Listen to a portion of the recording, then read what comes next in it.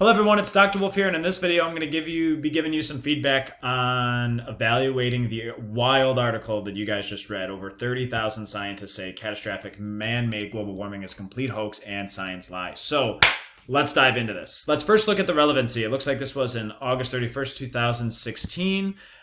So this was just before the presidential election, and if we read the article, it talks about voting and stuff like that. So it doesn't seem like it has much relevancy. Climate science changes all the time, but at the same time, it's maybe not too far back, 5 or 6 years ago. So it could have a little bit of relevancy in terms of science-wise, but overall, I said not too much relevancy.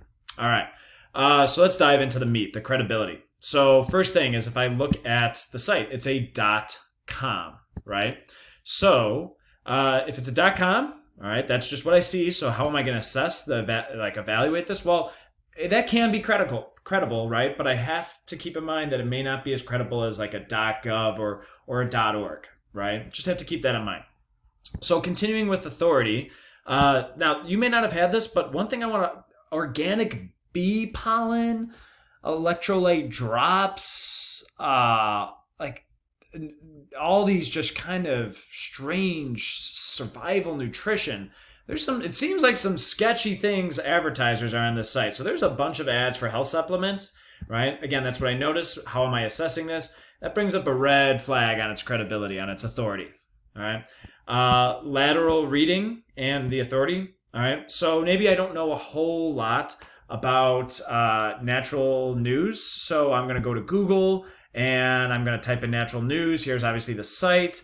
And then it says natural news is a far-right anti-vaccination conspiracy theory and fake news website known for promoting alternative medicine, pseudoscience. Okay, so that does not sound good in terms of its credibility, but who knows? Maybe someone posted angrily on Wikipedia. It hasn't been fixed yet. So if I go here, Facebook's ban on the natural news conspiracy site. Don't believe anything you read on natural news. Okay, so it seems like there's this repeating of like, this may not seem like the most credible site, all right? So what I'm going to do is I'm actually just going to skip over to bias since we're talking about this site. And I'm going to go to my website and click on the media bias chart. And when I type in natural news, let's see where it shows up. All right, all the way at the bottom over here. So it's heavily biased, right, towards the right, conservative Republican.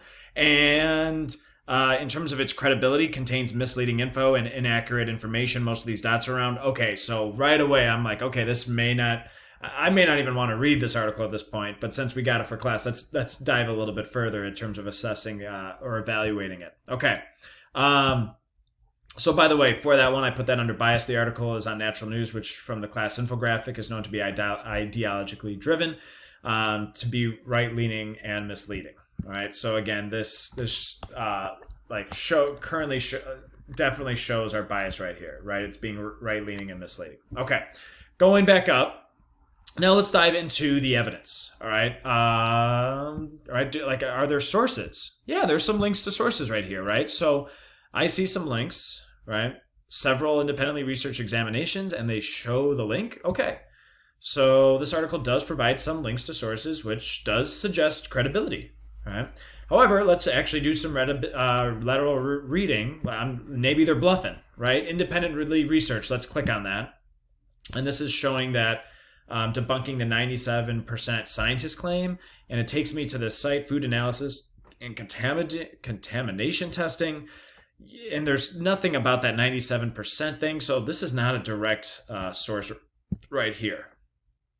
So if I continue with this, doing some lateral reading on this hyperlinked independently researched takes me to a food testing site not related to debunking the 97% of scientists. This lessens the article's credibility. All right. Now, another one I want to look at is the title of the article is 30,000 scientists say that global warming is a hoax or, isn't real or whatever. And so in the article it says, and of course, there are more than 31,000 American scientists to date, right? There is not a single source, citation at all. Where the heck did they get this information? If they're making that claim and it's the title of the article, I better see the source, that study, whatever it is, and there's nothing there.